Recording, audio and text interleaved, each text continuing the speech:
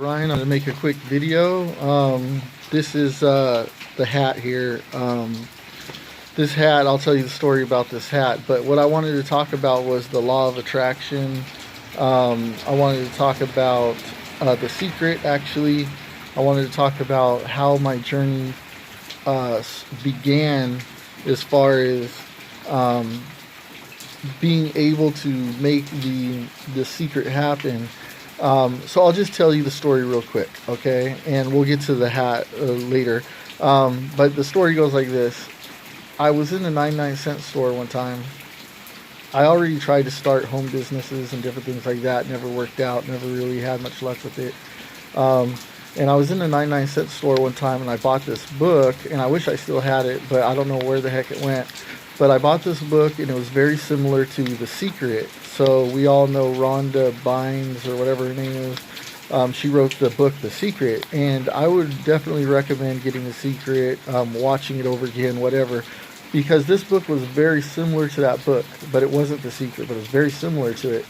And it was written by a guy back in, it looked like the 1930s or something like that, and it was at the 99-cent store. And I remember looking at it because I was getting into reading books at the time, self-help books and stuff like that. And I got it and I picked it up and it said something like finding your treasures in life or something like that on the cover. It said something like that, and it had like a treasure box that was opening up, like how to get your treasure in life or something like that. And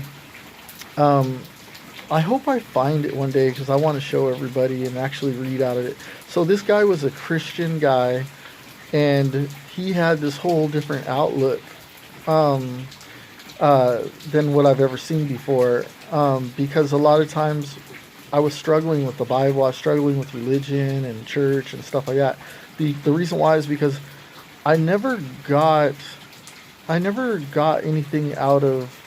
I'm not saying I never got anything out of going to church. I'm just saying that I was never able to manifest. I was never even able to like meditate or think about manifesting. It was all about praying, and it seemed like prayers never really got answered the way I wanted them to. But with this book, the guy he was like a scientist kind of. He talked about our conscious mind and our subconscious mind and what he calls the super subconscious mind.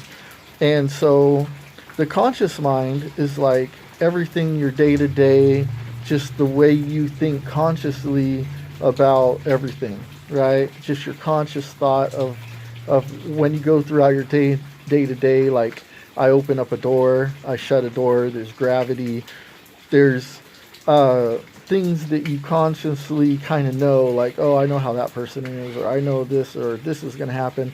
It's like your conscious mind. And then he says the subconscious mind is like all the programming that goes into our brain that kind of like is in the back of our head, that is kind of like what you're programming your brain with, what you're watching, what you're believing in your mind and stuff like that. And the subconscious brain is kind of like, he says, is kind of like, it doesn't understand.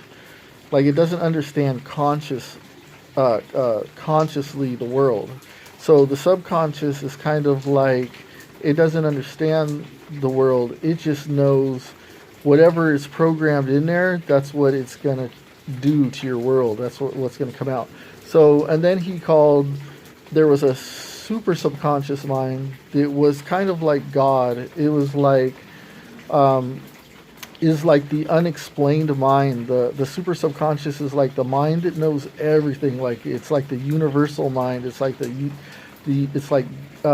universe, what God put inside you to know everything, because we are connected to God. So we are connected to the universe, and we are a part of it and everything. So somewhere in there is the super subconscious.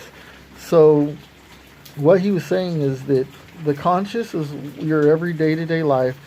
Programming your subconscious is where the trigger is to like start manifesting your desires. So that's why when you dream about something, you get ideas about something, that's where it all starts, right?